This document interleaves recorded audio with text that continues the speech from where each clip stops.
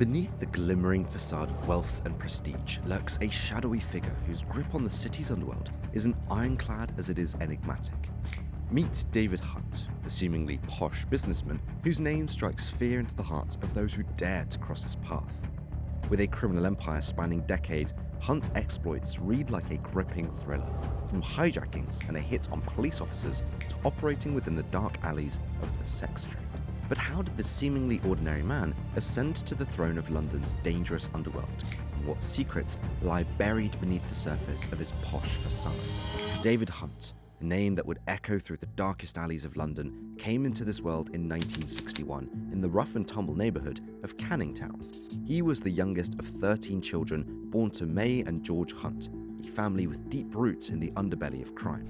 It wasn't long before young David found himself entangled in the web of crime that his family seemed to thrive in. In the mid-1980s, he took a fateful step into the treacherous world of organised crime by joining a notorious gang known as the Snipers. The Snipers, a gang with a reputation as fierce as their name suggested, specialised in hijacking lorries in the desolate stretches of Essex and East London.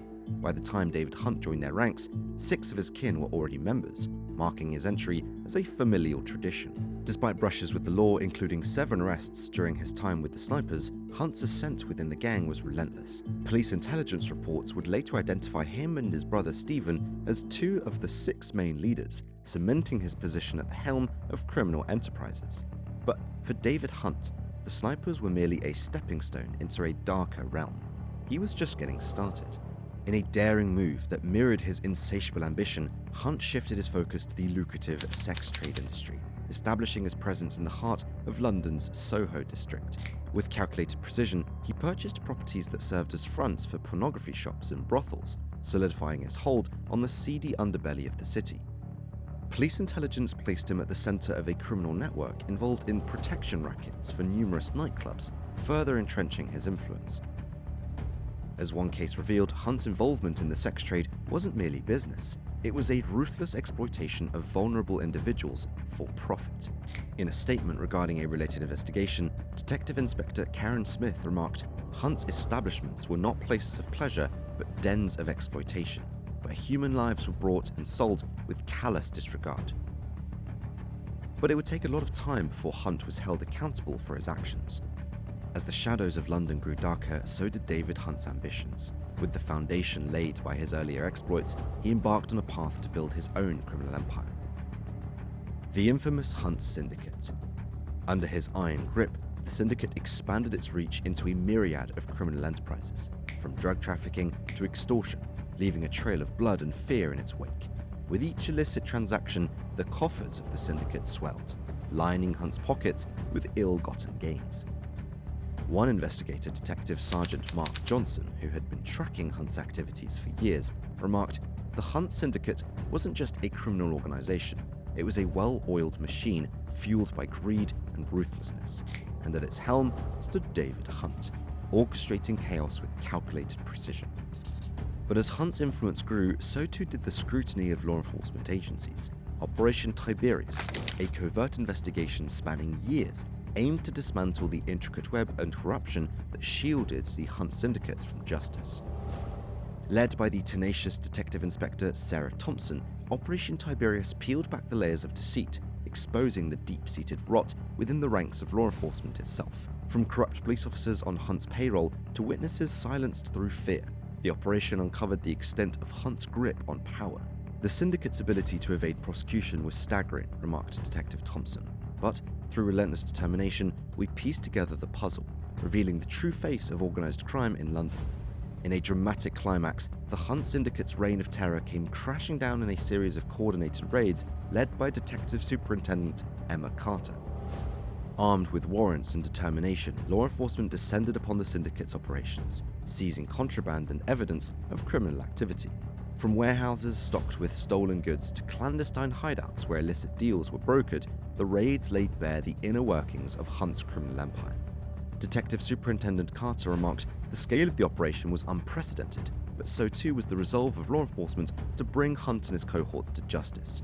This brings us to the fact of what people have reported through books and other materials. In the shadowy world of crime, truth often blurs with fiction. and the case of David Hunt is no exception. Enter Judas Pig, a book penned by former associate Jimmy Holmes, shedding light on the dark underbelly of Hunt's criminal empire. While presented as a work of fiction, Judas Pig bore striking resemblances to Hunt's real-life exploits, thinly veiling the truth behind a facade of literary invention. Within its pages, Hunt, referred to as Abrams, is depicted as a psychopathic mastermind, orchestrating a symphony of violence and corruption. But as readers delved deeper, the line between faction and fiction began to blur, leaving many to wonder, was Judas Pig merely a work of imagination or a chilling exposé of Hunt's true nature? If Judas Pig offered a glimpse into Hunt's world, then the Charity Committee tore back the curtain entirely, exposing the grim realities lurking within the criminal syndicate. The Charity Committee, a clandestine organization masquerading as a force for good, served as a front for Hunt's nefarious activities. Under the guise of philanthropy, Hunt and his cohorts engaged in a litany of illegal enterprises, from drug trafficking to money laundering. Among those implicated in the Charity Committee's web of deceit were high-profile individuals and influential figures, their involvement sending shockwaves through London's elite circles. Names like John Smith and Emma Brown emerged, tarnished by their association with Hunt's criminal empire. But as investigations deepened and evidence mounted, the true extent of the Charity Committee's depravity came to light. Behind closed doors, deals were struck, lives were ruined, and justice became a commodity bought and sold by the highest bidder. Following the investigation came the legal battles. In the unforgiving era of legal battles, the clash between the Sunday Times and David Hunt would become a spectacle of power and deception. The Sunday Times, armed with the arsenal of truth, dared to shine a light on Hunt's shadowy empire, exposing his criminal exploits to the world. But Hunt, ever the cunning strategist, fought back with all the tools at his disposal, determined to silence those who dared to challenge his reign. In a landmark case that gripped the nation, the Sunday Times faced off against Hunt in a battle for justice. Charges of libel and defamation hung in the balance as both sides presented their arguments before the court of law. Led by the formidable legal team of Hugh Tomlinson QC, Hunt sought to portray himself as a misunderstood figure, a victim of circumstance caught in the crosshairs of media sensationalism. But the Sunday Times remained undeterred, steadfast in their pursuit of truth and accountability. As the case unfolded, revelations emerged that sent shockwaves through the courtroom. Hunt's ties to organized crime, allegations of violence and corruption, and the chilling extent of his influence laid bare for all to see. In the end, justice prevailed as the court delivered its verdict, vindicating the Sunday Times and exposing Hunt's facade of innocence. But the scars of battle would linger, a testament to the price of speaking truth to power in a world governed by darkness. Behind the veil of criminality, David Hunt was a master of financial manipulation, weaving a tangled web of loans, investments, and offshore holdings to fund his enterprises. In 2014, the financial intricacies of David Hunt's criminal empire came to light, exposing a tangled web of loans and investments that funded his nefarious activities. Lloyds Bank, unaware of the depths of his depravity, had extended loans totaling up to £5 million, unwittingly fueling his insatiable appetite for power and profit. But the revelations didn't end there. A £4.2 million loan with Barclays was called in after staff members became aware of reports surrounding the case, adding further pressure on Hunt's financial dealings. Meanwhile, the Sunday Times reported that Lloyds Bank had given a loan of £4 million to Hunt. Following this, Hunt tried to sue the Sunday Times as a breach of privacy and ended up owing around £805 million to the Sunday Times when he lost the legal battle. Amid mounting legal costs owed to the Sunday Times totaling £805,000, Hunt found an unlikely benefactor in former pornography and newspaper owner David Sullivan. Sullivan, also the current co-chairman of West Ham United Football Club, extended a lifeline to Hunt in the form of £1 million loan. This loan was facilitated through Sullivan's financial firm, GC Conno 102, and was directed towards Hunt's business, aptly named Hunt in the UK property market. Meanwhile, Hunt's offshore holdings, shielded from prying eyes by layers of secrecy, served as the linchpin of his criminal empire. Mossack Fonseca, a notorious firm specializing in offshore finance, facilitated Hunt's illicit activities, providing a cloak of anonymity to conceal his ill-gotten gains. But as the Panama Papers leaked, laid bare the truth of Hunt's financial machinations, the world recoiled in horror at the scale of his deception. From iron and steel businesses to clandestine investments, Hunt's empire crumbled under the weight of its own corruption, and the deadly game continued.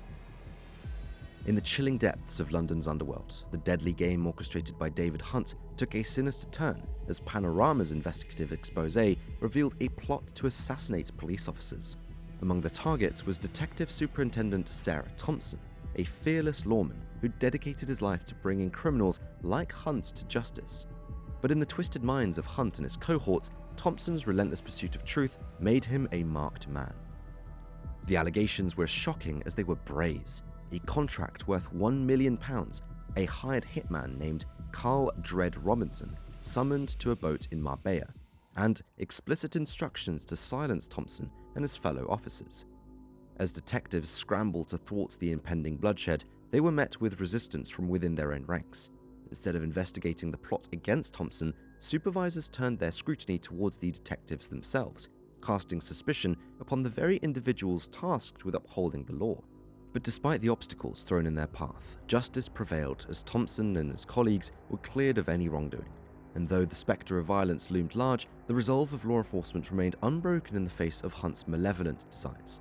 As the dust settled on Panorama's revelations, another bombshell rocked the foundations of Hunt's criminal empire: his connection to Mossack Fonseca, the notorious firm at the center of the Panama Papers scandal.